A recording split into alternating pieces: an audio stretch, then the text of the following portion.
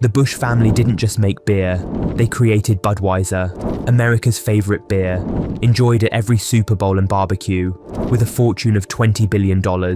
Their legacy shaped American celebrations. But behind their success is a story of betrayal and tragedy. Today, we'll reveal why even the family that made the American Dream's beer couldn't stop their own lives from falling apart. Beer money, family trouble. With $20 billion, the Busch family stayed in the spotlight as America's top brewing dynasty. Like the Kennedys of beer, they've mixed wealth, power, scandal, and tragedy. By 2024, their fortune could buy every brewery in St. Louis and still leave cash to spare. The Busches mastered the art of luxury, from private islands to jets. Once the rulers of Budweiser, they now spend more time in courtrooms than boardrooms. In 2008, they sold Anheuser-Busch to InBev for $52 billion, trading history for cash. Take Grant's Farm, their 281-acre estate in St. Louis. It's no ordinary family home. It's a zoo with peacocks, zebras, and vintage cars parked on perfect lawns. But this grand property later became the center of one of their biggest family fights. Their homes stretch from Missouri to Florida, connected by private jets that sometimes carry secrets as well as passengers. But money doesn't solve family problems. The Busches have turned arguments over trust funds and inheritance into headline-worthy dramas. To see how this brewing empire rose and fell, we need to go back to 1852 when a young German immigrant named Adolphus Busch arrived in St. Louis. From Germany to America, the story of the Busch family began in Kassel, Germany, a small town in the Rhineland. Their name, Busch, came from the wooded hills where they once lived.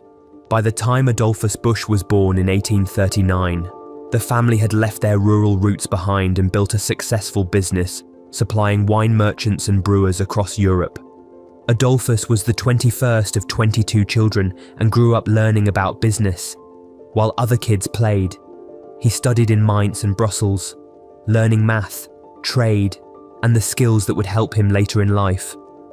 In 1857, at just 18 years old, he arrived in St. Louis with very little money but a deep knowledge of brewing supplies and strong connections to European suppliers. This quickly made him an important figure in the growing brewing industry in St. Louis, especially for Eberhard Anheuser, who owned a struggling brewery. In 1861, Adolphus married Anheuser's daughter, Lily, creating a partnership that would build a brewing empire. He transformed the small brewery by introducing pasteurization in 1878 to keep beer fresh longer and investing in refrigerated rail cars to distribute beer across the country. Adolphus understood that success in America meant adapting. Instead of sticking to traditional German recipes, he created beers that Americans loved while maintaining high quality. This vision not only changed his company, but also shaped the entire American beer industry. As the empire grew, it faced both great successes and heartbreaking challenges, which we'll explore in the next chapter. Building the empire. In the 1870s, Budweiser was born, changing American beer forever. Adolphus Busch, working with K.L. Conrad, created a light, crisp lager inspired by Czech brewing traditions from Budweiser, Bohemia. This beer became the heart of the Anheuser-Busch empire and the source of the family's great fortune. Adolphus wasn't just about making beer, he knew how to sell it. He created national advertising campaigns that made beer popular across the country. In 1933, August Busch Jr. and Adolphus Busch III gifted their father a team of Clydesdale horses, which became a lasting symbol of Budweiser. But along with the success came sadness.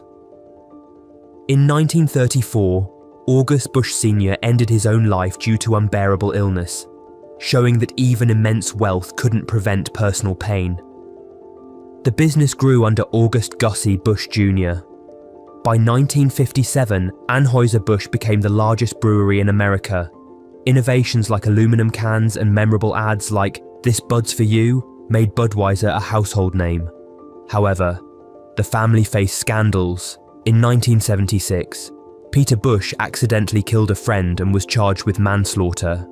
In 1983, August Busch IV was involved in a car crash that killed a passenger, leading to controversy.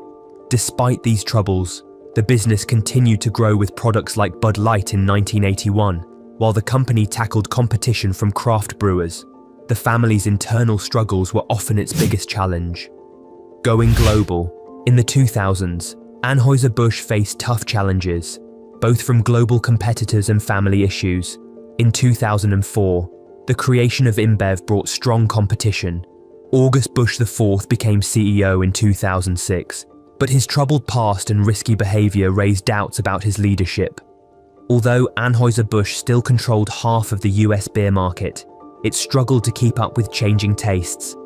Attempts to join the craft beer trend didn't work. In 2008, InBev offered $52 billion to buy the company, causing family drama. August Busch III, secretly supporting the sale, shocked his son by backing the deal.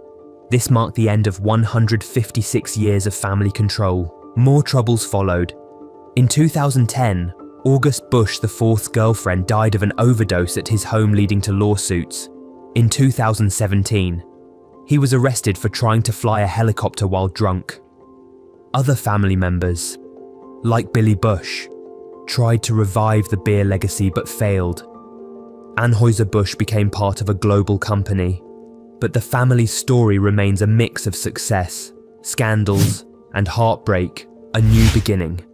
Today, the Busch family has a $20 billion fortune, but their legacy is bittersweet. In 2020, their reality show, The Busch Family Brewed, failed to gain viewers, showing how hard it is to rebuild their brand. Billy Busch's beer company also closed in 2019 after struggling in the competitive market. Their history is remembered through places like Grant's Farm, a tourist site where visitors can learn about the family's successes and tragedies. Business schools now use their story as a lesson on how even the biggest family businesses can fall in changing times. Now, the family members live separate lives, managing their wealth or trying new ventures. Their story is a reminder that money can't bring happiness or stop the same mistakes from happening again. The Busch family story shows that even the biggest empires can fall. What would you have done? Kept the business, or sold it for billions? Let us know in the comments. Thanks for watching, and don't forget to like and subscribe for more. See you next time.